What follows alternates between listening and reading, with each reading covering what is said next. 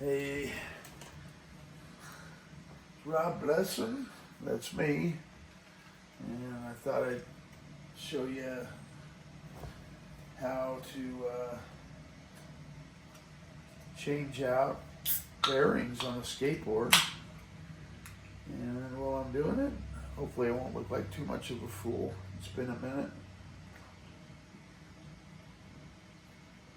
Oh man. Hope everybody's doing well. I'm gonna set the Fresca back there so I don't spill it. So when I started skateboarding in about 1974, we actually had wheels that kind of looked like this. They were either roller skate wheels or rock wheels. I'm not kidding. And so it was pretty rough boarding, to say the least. Didn't have much turning, and we made our own boards, whatever was available, a 2x6, drill holes in it, and very excited. I should see if I can find. I think I've got some skateboarder magazines from I think 75 and 76. Where they came out with the polyurethane wheels, and I think the Kryptonics, I think, was actually here in Colorado, and they had the Concrete Curl Skate Park that opened up around that time, and the guys that built it definitely. There were some areas that were just really sketchy. Like I've never seen more broken bones in the half pipe. They just made it way too tight. But it was kind of, one of the first skate parks, the first one in Colorado. And at that time there were different styles of skating, like Stickman and kind of the Z guys. And I'll show you some. I've got some old footage that I took of, that was pretty good, at one point I could daffy with two skateboards and then juggle. I think I've got one where if you go up to Red Rocks, to this day I look and I was like, how the heck did I do that? But I'm juggling, I think it's a basketball, a football, and a soccer ball. Well, daffing two skateboards, and I just have to sit on the front one. The sparks are flying off. Because the hill was so steep, and I made it 300-400 yards juggle boarding. And for a while there, skateboarding kind of died off a little bit, but I continued to skate all through that era. I want to say late 80s, early 90s. And so being up in Fort Collins, it was great having all the paths, and we had a Frisbee golf course that at that time went through campus. And so I could ride my skateboard. I think the best, on 18 holes, I shot a 47 one time, which was pretty amazing. Most of the time you're in the higher 60s and 70s, but I could also play in about 45 minutes. So it was really fun to go in between classes and just bomb through this course. There were never many people on it. I remember one day this dog showed up on his own, and then he was familiar with the course, and so he was like my Frisbee guide dog. He'd go up and kind of be the forecaddy for wherever the Frisbees landed, and I'd fly up on the skateboard, so it was pretty fun. At any rate, we had the Concrete Curl users group there on Facebook for a while, and I posted some of those photos. I found the first time I can remember having to wear a helmet outside of football, so I had an old lacrosse helmet, and the neighbor across the street, Chris, good thing we had the helmet on him one day. He cracked his head pretty good on a serpentine run. But at any rate, glory days. We did everything from building half pipes. There was a 7-Eleven by our house before the skate park. We used to go out and sweep all the glass out of the parking lot in front of it, and it's like a 12th are Severn and Quebec, and there's like this. There was this natural paved, just kind of a ramp that you could go up, and then the whole area out back was all these kind of little, a natural fun skate park. Or we go into the like DU campus, fly around there, and go into the fountains. And the best was though the parking garages, because you could ride the elevator up top, and then when there's no cars in there, you could go like 4 or 5 floors, just having fun, skateboard down. And so yeah, you can see from this is just one example. I mean, you can tell I've been skateboarding a while. Got to replace the grip tape on this. Lately, my skateboard is pretty much this 4-wheel walker, and I've got some original tracker trucks on. I found it the other day, and they're like 3-inch wide. Let's see, pure slaloms, sim slaloms. Wheels. They didn't last very long, but they were sure cool, man, because they were prone to catching rocks. So now the wheels are much thinner than these old beasts, but this makes it a very effective tool for moving large boxes and furniture. As I sell computers and software these days, and fun gadgets. You can probably see the laser going here. So if I actually keep my arm down, we can maybe have a little laser special effects. But at any rate, this is probably old hat. Most of you understand how to do it. So they sell these little tools. We called it, I think it was an elephant wrench back in the day. And I found this one on Amazon. It lets you get in and remove your nuts. And so you can replace the bearings. And German racing bearings were always the go-to back in the day. But because I do a lot of 3D printing, it turns out the same bearings are used in a lot of 3D print projects. And so this one's kind of already done. I was just going to go through and show you how to clean up the old wheels really quickly. And just have a trash can handy. I'm always dropping crap. It's usually metallic. So, and for we old guys, it's kind of tough to get down there. So I've got a little magnetic deal. So if I drop something on the ground, if you guys don't know how magnets work, you just drop it, grab it, and there it is. And actually, this friend of mine, Catherine, blew her away. Okay, and she was maybe 21, 22 at the time, and she didn't realize that what magnets were, and that they had opposing forces and forces of attraction. Blonde. And so I said, yeah, I got a magic trick. I said, you take those magnets home with you, and I'm going to call you on the phone, and I bet you it'll still work. She's like, no, it won't. And sure enough, and she was mystified for years. We miss Kat, She was a blonde bombshell, but just funny. I mean, just some of the stuff.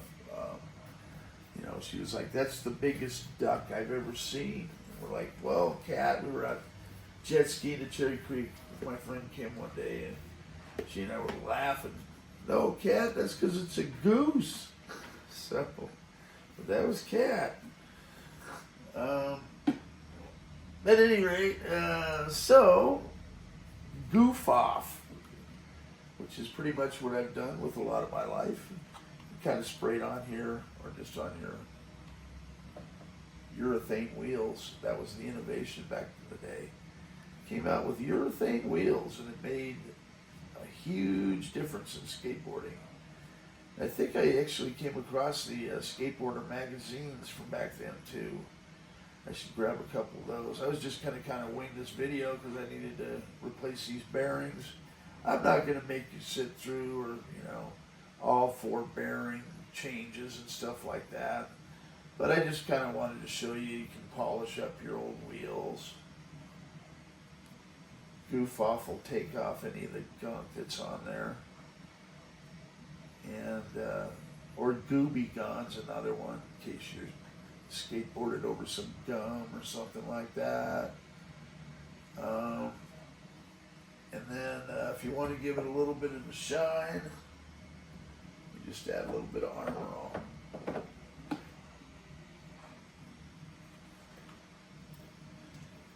And of course now, you know, with skateboarding being an Olympic sport, man, that would have been fun. I'd have totally gone for it.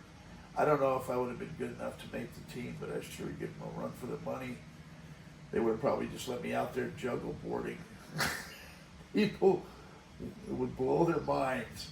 Now, I'm making a comeback, so after my hip replacement surgery, and I'm starting to lose weight, down about 70 pounds. I got to be huge. I've always been a big guy, but you know, I'm still right around 300 now. And back in the heyday, you know, playing weight was about 225. I'm big boned.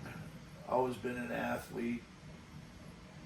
And then just kind of life took over. You get in your 30s and 40s, and you start to slow down a bit. In fact, it was funny. I think I predict lotteries as kind of a hobby, and I hit 405 in the Cash 5 drawing 23 times. And a couple of those times I could have won, but you know, hey man, I'm glad that they put it towards the parks, because we have a pretty nice little skate park here in town, you know, from lottery proceeds. So, and I did win the lottery once, and I'll probably win a big one here at some point. And I think I've got a video on how I do the predictions on my site here. So it's not going to be perfect, but it looks a heck of a lot better if you compare it to these wheels over here. You know, they're pretty dirty. And so all you have to do with these bearings is check them. I don't think there's a specific way that I remember, and you just kind of get on either side, press them in. Then they're usually going to have a spacer, right? And then this is the end cap nut. And so hopefully my spacer's here. Yep, there it is. Another thing you can do is maybe give them a shot of WD-40, you know, which will make them spin a little faster. This board probably hasn't been cleaned in 20 to 30 years at least. And I, you know, in terms of years, I'm thinking, man, you know, probably a lot of the folks listening are like, you've been skateboarding how long? I mean, how old am I now? Jeez, man. So it's coming up on, what, 50 years? That's scary. It is 50 years. Where did the time go? Can that be right? Yeah, I guess it is. Holy crap. So Goof Off is good at getting all this gunk out of here too. As I say, I'm not going to get super clean on stuff. If I were riding like back in the day with my buddies and everything, we'd, you know, have fun tuning things up, going and replace the rubber parts. And so first starting out, we had to innovate things. One of the things we noticed, and you know, my dad, I miss my dad. He passed away here recently, so I'm feeling nostalgic about a lot of things. But he'd always show us, you know, how do you do things, and come up with ideas, you know, together. One of them for skateboard was, I don't know, these bumpers. We came up with an idea. Now they make them out of plastic. But everybody's like, oh, cool idea. So what we did is we took a section of wood. And I should see if I could find my old original board that we did this to. And then we put a section of wood here, so when you're, you know, on the tail or the nose, your board's not getting all banged up. And man, I guess we could have patented that idea or something. And I'm serious. I mean, there's nothing like it. We're talking 1975. I mean, there's not many people skateboarding in 74 and 75, but the urethane wheels really changed everything. And, you know, I'm here in Colorado and out in California. Man, when we saw, you know, those guys in the pools and everything else, because I travel, you know, my dad was a pilot for United Airlines, so I take my skateboard with me every day, everywhere. And my dad would be like, you want to go, you know, like I remember, you want to go to Boston for the day? And I'd be like, oh yeah, sure. And so I took my skateboard out there, and I was following Paul Revere's trail. I don't know if they still have it, but they had these red bricks, right, that you could follow, you know, where he rode around and warned everybody, the British are coming. And then some of the streets there at the time were still cobblestone. And so here I am riding this skateboard. It's like, you come around the corner, and there's all these guys, kids my age, are playing stickball. And I'd never seen stickball, and they'd never seen a skateboard. And so it was like, you know, back then it was safe to do, you know, and people were a heck of a lot friendlier. And I just wish it was still like that, you know. But I value and treasure those days, you know, just going on day trips with my dad. Sometimes he's flying the plane and we fly in. And then, you know, I just go out on these adventures, you know. And my dad was like, yeah, just, you know, be back, you know, when the street lights come on. That was us. You know, we didn't have phones and all that stuff. We made our own adventures. And so these guys played stickball. It was a real riot. They taught me how to play stickball, and I taught them how to skateboard. And I mean, that was just one of the fond memories that I have. And Boston's a really neat town. So that was part of it too, is just the camaraderie, and you're getting out there with your mates, you know, skateboarding at the park, and hanging out, having fun, man.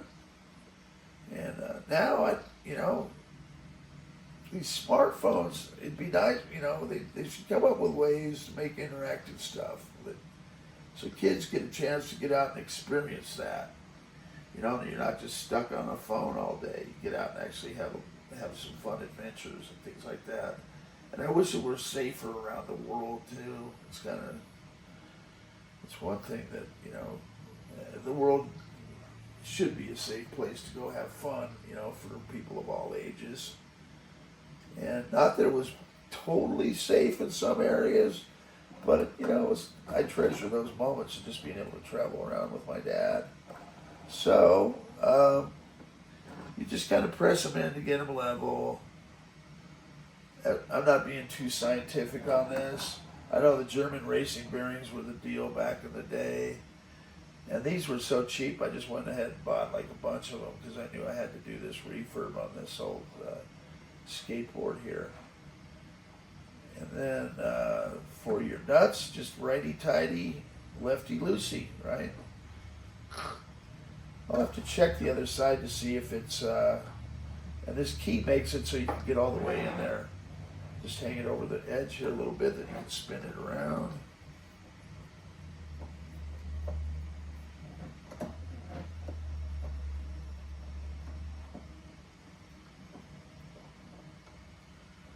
And there's guys, you know, like over at the Wright Life. I think they're still there. Bill and Holly Wright, the owners.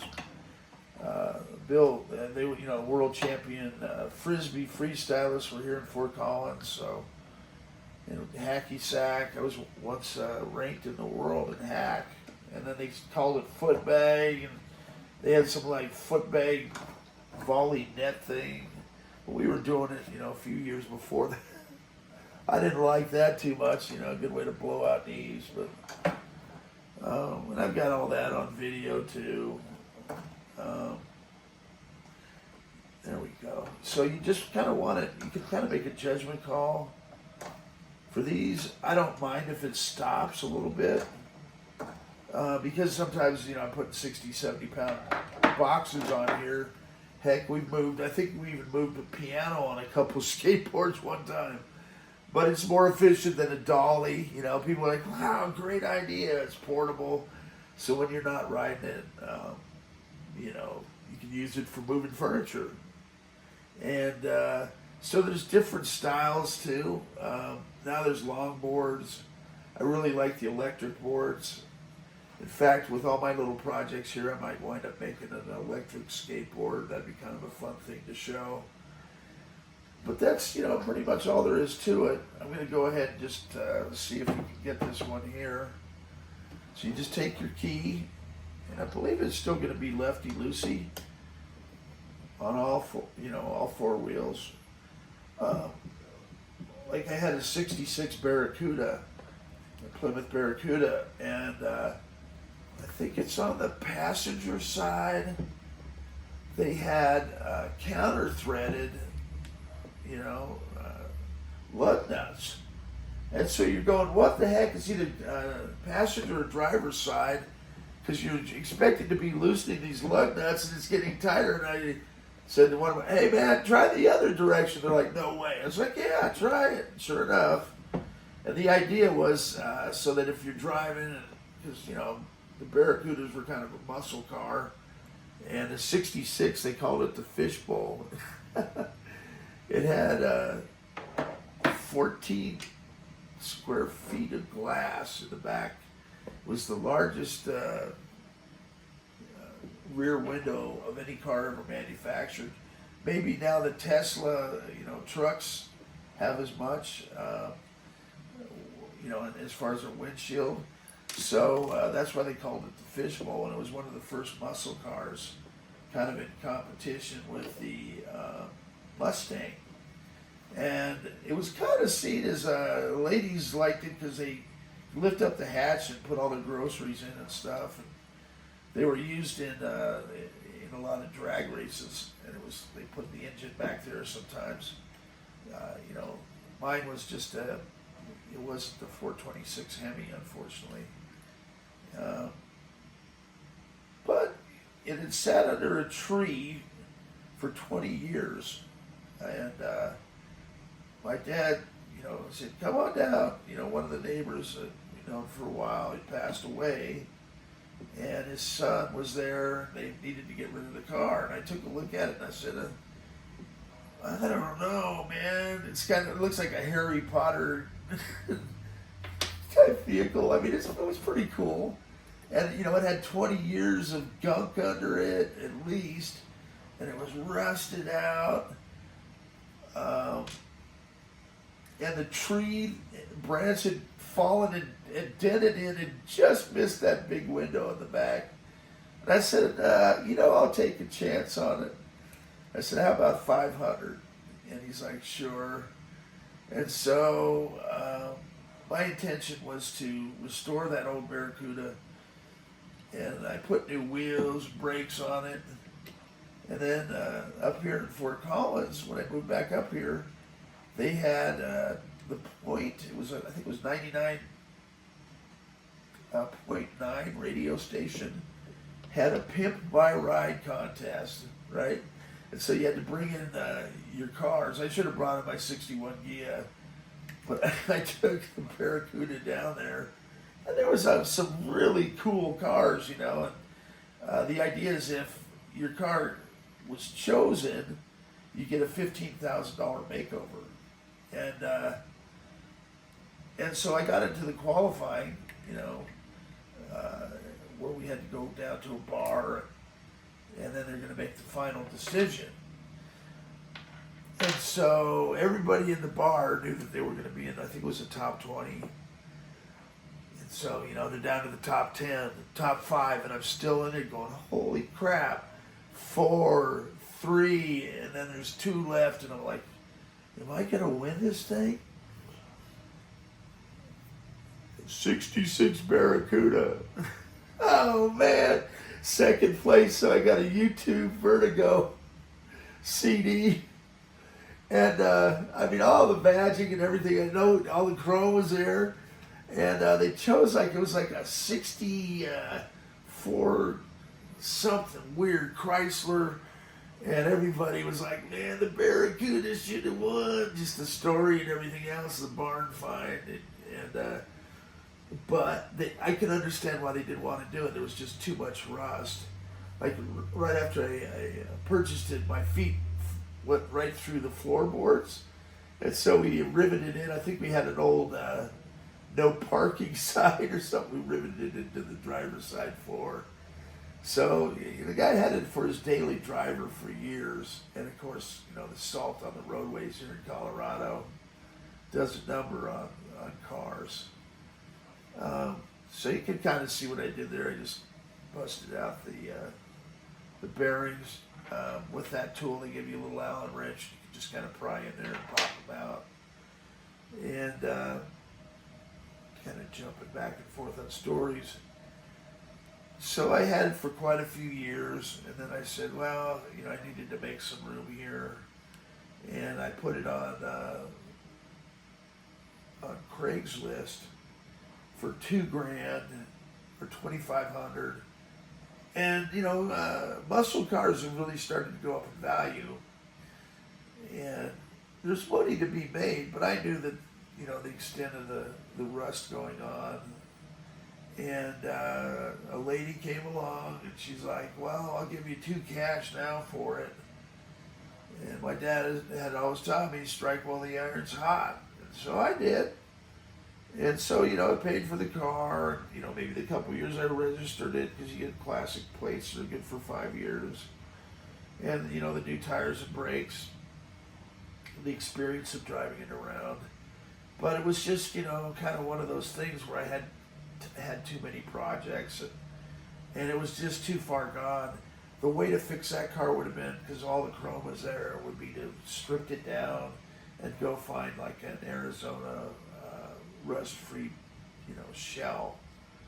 The 61 Gi I have out in the garage, sat back of a garage, I think, for like 8 years, and then the guy got it from Kurt Little Bear in Wrist Canyon, restored Jaguars. That's a whole other story, but so I wind up,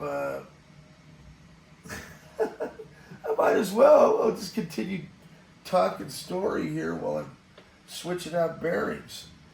And I might just put those aside, clean them up later, because some of these 3D printing projects may not require super fast bearings, let me put it that way.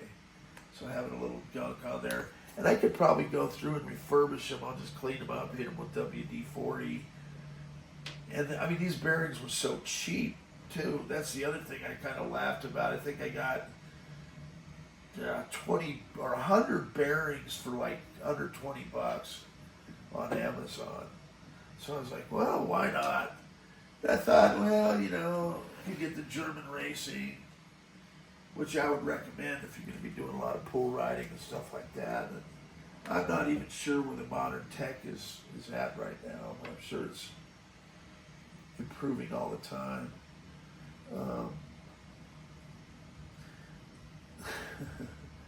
So back to the Little Bear, I wound up getting a 61 Gia. The first one I had was 72, and it was the first day of classes, and I was up in the Horsetooth Reservoir. And, I clean up parts and stuff, because I get mad when people throw their trash out. And at the time, it didn't have a paved road. And so there were big ruts along the side of the road. And so the guys I was going to be rooming with, I wasn't able to find them. And then I made a plan to meet some folks up at the reservoir, because it's fun to go swimming and boating up there. And it's only about 5 minutes up the road here in Fort Collins. It's pretty cool. So I have all my stuff for school. I come around the corner, and it's a pretty steep corner. And someone had thrown Burger King all over. Why trash the swim beach area? So be like an idiot, puts the parking brake on, and shuts off the car, and goes to grab this Burger King sack. I turn around, and it's like out of the Risky Business, man. I swear to Friggin' God. My convertible 72 Gia, first day of classes, and it was nice. I mean, it looked like a little Porsche, is now rolling down the hill, this dirt road, and I'm running after it. Just about get there and think I'm going to catch the thing. It catches a rain rut with the front tire and steers it over. If it would have gone straight, it would have gone off this 500-foot, drop by the A, the horse too. But as it was much worse. It caught this little rut and then went down, bam! It's like still in slow motion, rolled twice, bridged on these rocks way down below. There was no one in that area, thank God. But, each time it flipped, it was throwing my stuff all over the rocks. And I'm like, oh, freaking A, you just go from this high of being ready to start school. And, you're up in Horsetooth, having fun with people up there, and then some idiot throws her trash on the road, and me being a good Samaritan, trying to be, lose my car over this. And insurance wouldn't cover because I wasn't in the car. It's like the car committed suicide or something, man. It wasn't right. And so, and there's no cell phones at the time. Well, there were, but I didn't have one, and so I remember there was only a few houses up there, and I went up to one and I said, hey, can I use your phone? I described the situation. They said, sure. And I called, the tow truck and the police and explained what happened. And, this cop, I had to wait for him to show up, comes by about an hour and a half, 2 hours later. And he wrote me a $5 ticket for parking on the grade. It says, oh, and you have to clean all this stuff up. So, insult to injury, right? I just noticed there's a little washer on this one, so I'm going to have to go back and look and make sure that washer's there. So you have your hub and your washer. And then, so pulling it out, because the front end was still okay, even though it had tumbled down the hill. The tow truck rips the front. And so I was able to salvage the engine. And my dad found a 67 Bondo bucket Gia that I dropped the engine into. And it was like, he got it for like $150, And I'd done auto body and repair and stuff like that, for a job. I bought a Volkswagen Beetle for $60 and would fix it up, and then my sister would get all the hand-me-down cars. And it was pretty cool, 59 Beetle, fully sunroof. But this thing was just so far gone, and the Bondo on it was thick, and I'm down in Denver. It's not more than like a month later, and the thing stops running because it was like the throttle cabling had come loose and the engine's in the back. And I was, fortunately, we're in an area where you could pull off the interstate on, it's like right where 270, I-25 to 270. So I'm off on the side, and this guy, I'm in the lane where you're supposed to change tires. This guy comes along, bam, slams into the back of me in a big old van. Not more than, we're trying to signal people, hey man, no, boom. So totals that thing, and I was like, screw Carmen Diaz. And then, it's like, everybody's like, oh man. And so my friend Craig Kiefer lived up in Risk Canyon, and one of his neighbors, Kurt, had Little Bear Auto up there, where he would find old Jaguars and restore them. And so he had this 61 convertible Kia, and it's a 61, and it was all rusted out. All the old cars from the 60s, pretty much. They're Colorado cars or East Coast, would be rust buckets. So we had this 61, and then it was on a 68 chassis. And I said, should I? And yeah, so I still have that 61. And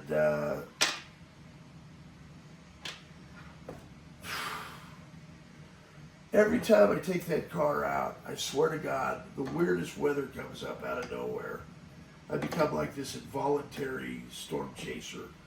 I don't know what it is, but one time I'm like, it's the middle of the day, I'm heading down to Denver to see my parents, and the clouds are actually green.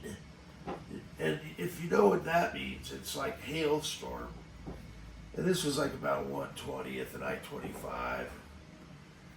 And so I pull off because I know what's coming, get underneath this gas station, but as I'm driving along, I look over to the left and there's funnel clouds dropping down. And I had my camera with me. Not a camera phone, an actual camera. That's one of the things my friends say, yeah, you really documented all that stuff. We would have never had any record had you not been a photographer too. So I've got all the old photos of us, when we rented that video camera, we weren't quite sure what it did. So that's kind of fun. I've got that out there as the world's first viral video on my webpage. So I've got that photo too of, I think there's 2 tornadoes on the ground and 7 funnels, just up out of the blue. And I pull into this gas station, and this Testarossa comes in right after me.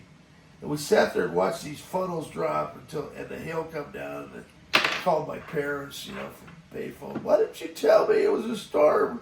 Like, what are you talking about? Because that's like Colorado. One part of town will be crazy weather and the other's clear. And so that was one incident, and then there's been others, because it doesn't have a heater, and where it's just started hailing and everything else. It's almost comical. And all these years later, I still have it, and I need to get that thing back up and running. Yet another project. But it is a fun little car when I'm out driving around, because there's not too many 61 convertibles around, convertible Carmen Gias. So that's my stories, and just about all the way through these wheels. I think I got one more set here. Maybe talk about some other stuff.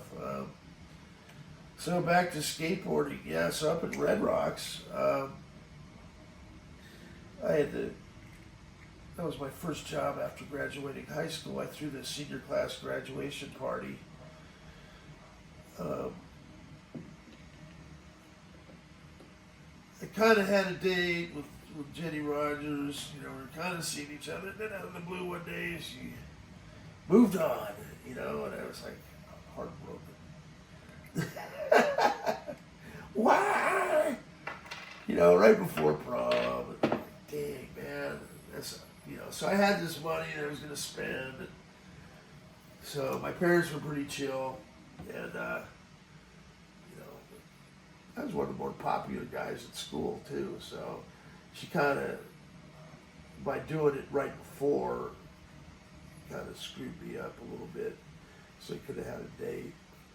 So I missed the senior prom, but I'm always one for making a comeback. I threw the senior class graduation party. And we were knuckleheads back then, you know. I won't go into the beer and the boxes of wine and the revelry and the fun times we had, but don't drink and drive. But so there were people saying they had to hike in from 20 blocks away, and I kind of believed it because the entire, you know, we invited everybody, you know, because we were kind of the cool house back then. And so the next day, you know, after this, I'm outside, and one of the neighbors, Mike Hip, says, how would you like a job working at Red Rocks this summer? And, you know, I just graduated, and I was like, yeah, heck yeah. He's like, I need a ride up there. And his mom was the chauffeur service for Phaline, and his dad, David Foray, Patty Hip was his mom, and David Foray was his dad, was head of security. And so I said, yeah, that's cool. You need to ride up there. And so we sold T-shirts for the bands. And I've got so many stories. I mean, it's just, I mean, what a fun job, you know, for your first job after graduating high school. And I had that 59 bug and tried to get up there, and the last hill we tried to do an I-70. I think we were doing 15, 20 miles an hour because it only had a little 1300cc engine. And so we figured out a way to go over the hogback after that, you know, the back routes. But so you get up there, and the first thing we do is we're there before the trucks come in, but they have like an area with you ride the shuttle from the little souvenir shop at the base of the hill up to backstage. It's usually like a van, and then you get into the, you know, you wave to the security guys. So they knew us. In fact, I was like half the time responsible for babysitting Barry Faye's kids, Alan, and I forget his younger brother. And Alan was just a terror at the time. It's pretty funny. But so we go in, Mike and I, and you go up this ramp, and to the right there's like a little area where they set up, you know, the bands like usually had like food and beverages. And so we go in there and make a sandwich, you know, get a drink, and then when the trucks would come in, we take them to the merchandise room. And yeah, this one, I hope I don't want to cross thread it. Yeah, you should never have to force anything like on the bolts or, you know, screws if you have a nut. So if it doesn't feel right, just take a gander at it. And I've got this little light here that makes it convenient. You guys are probably wondering why I'm wearing a dork light. But it actually is really effective at seeing what you're doing. So you can kind of see here, and then you match the threads up. You can take a look at this. Yeah, it doesn't look like they're buggered. So it should be able to just, and this is where if you have WD, you can maybe put a shot in there.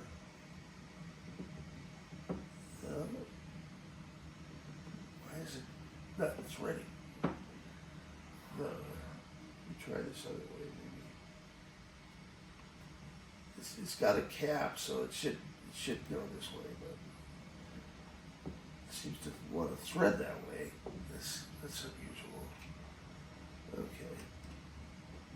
I want to make sure that I put new bearings in too, and not you pulling used ones and putting them back in. That'd be pretty boneheaded, wouldn't it? Wouldn't put it past me. I'm getting all emotional talking about these stories. So yeah, Red Rocks, and we're setting up, get all the merch come in for the bands, and so I take the initiative of, you had stands, but I'd get a couple of newspaper bags that you throw over your shoulders, and I'd load them up, see how it feels when I thread it. Yeah, I think it'll be okay. So I'd have shirts, and jerseys, and hats, and programs, and buttons. And I'm going to put all this stuff in a book because I think it'll be kind of cool. Sometimes I wouldn't make it more than like 50 feet, and I'd be sold out and go back in. And, you know, I'm 18, and we're making 10% commission. And, you know, it was fun, too, because my friends, I could, you know, take a blanket and put it, you know, save them some seats there, third row.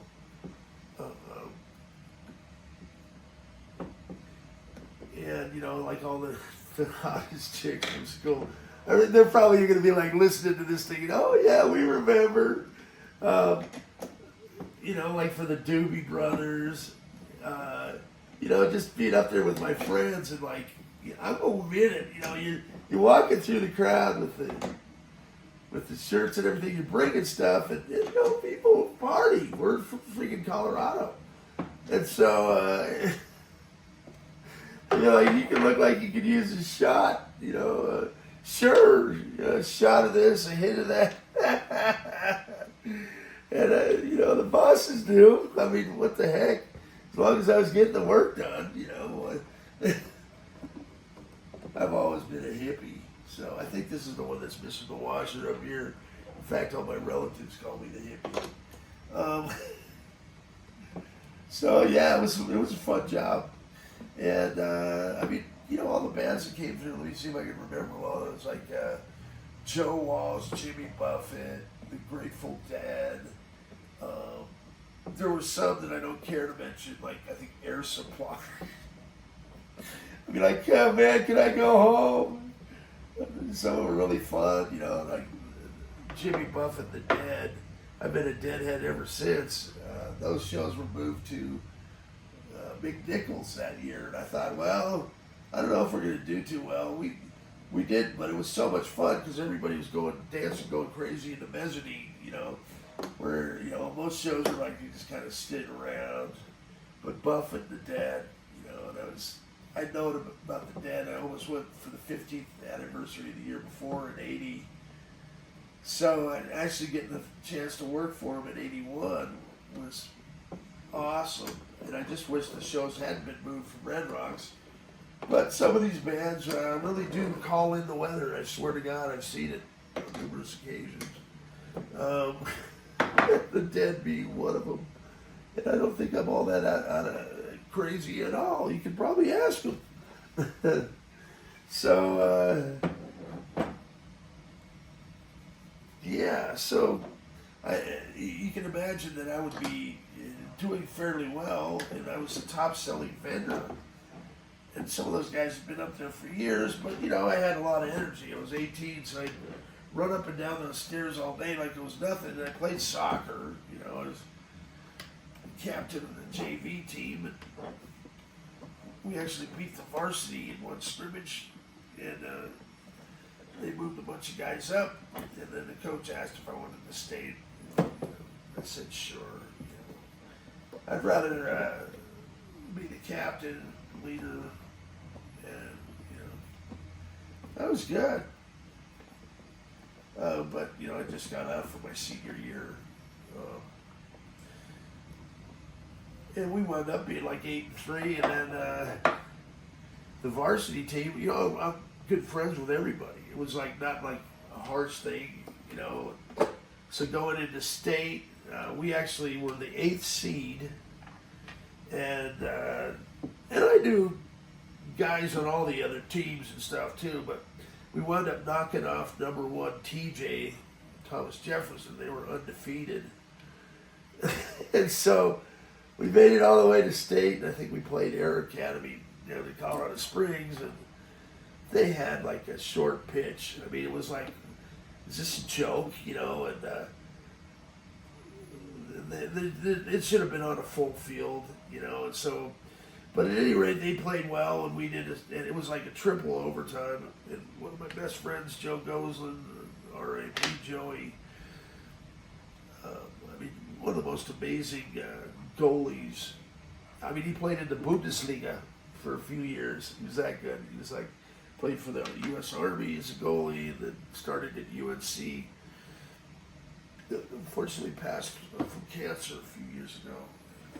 Yeah, I miss Joey, man. Salt of the earth guy. Geez, I sure bounce around the stories. So, at any rate, going back to Red Rocks, top selling vendor, and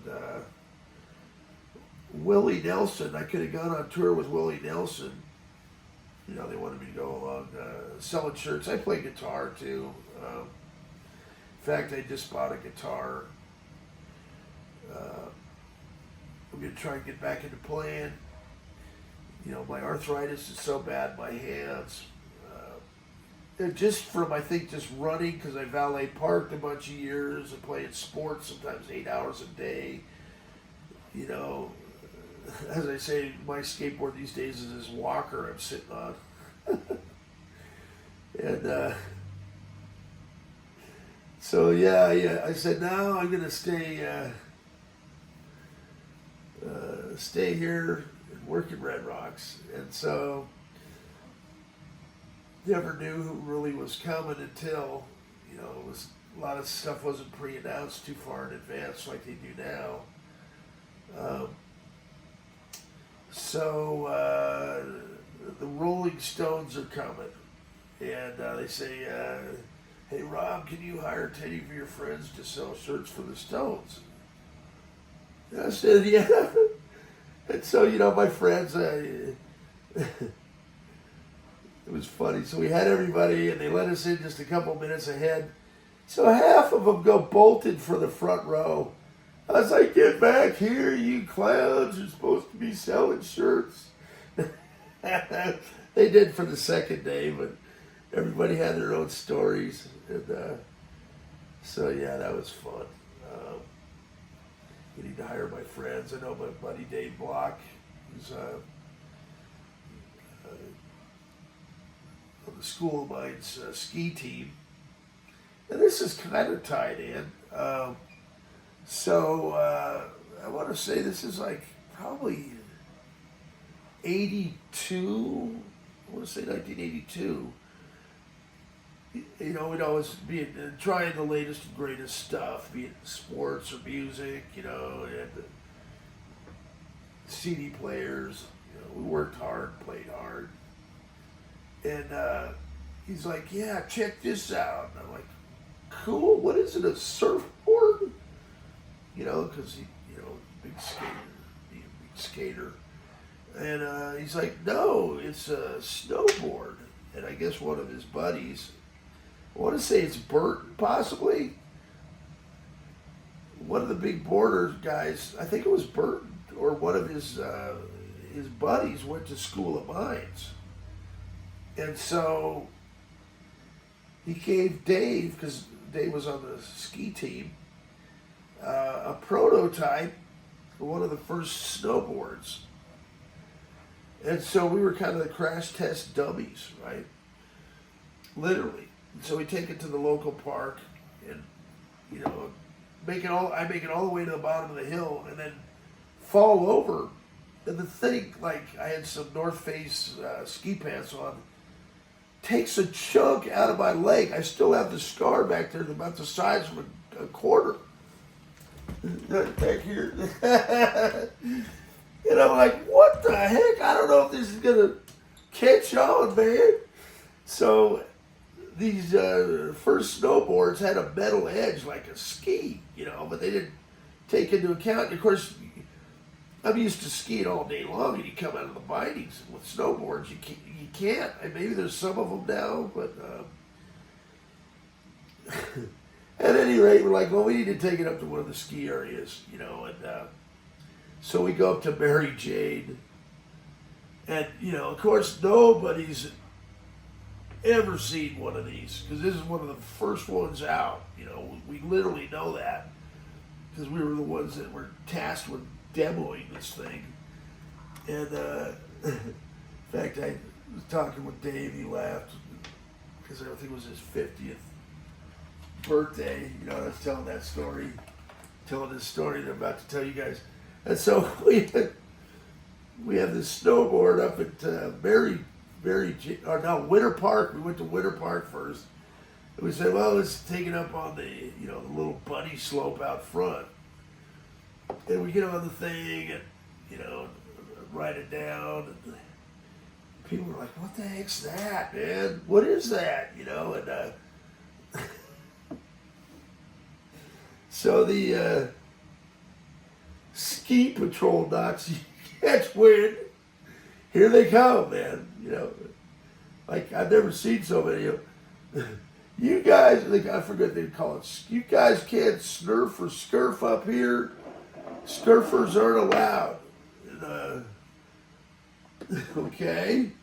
We're like, well, it's not a scurfer. It's a snowboard. But like, still, you can't take it on the slopes. And of course, you know, we defied them. And so they revoked our tickets. Okay. Because we were snowboarding or scurfing. And so we're being smartasses. So we go over to Mary Jane, and they had radios. And so, you guys are banned from the mountain. So apparently, I don't know if that was a lifelong ban, but there was no snowboarding allowed. That's a true story. So I don't know. I'm sure every day, every year, we go back up there. Listen, you guys come on here. You've been banned for life. No snowboarders allowed. So I think outside of, did I get all the washers? There's 1, 2, 3.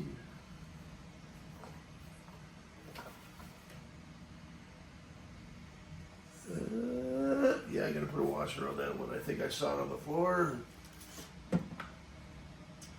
Which we have our handy dandy magnetic tool. Now you've just been on an adventure with Rob Lessons. I think I'm gonna sign off for now. Find that little washer and let you guys go. Have a fun day, man. Yeah, I did go on tour with Willie Nelson, and I don't know. There's just so many. I had like a U.S. Capitol Hill bong with like backstage passes all over it. That's why I'm standing off. This is Colorado. Who cares anymore, man? I'm old. I don't even smoke anymore, but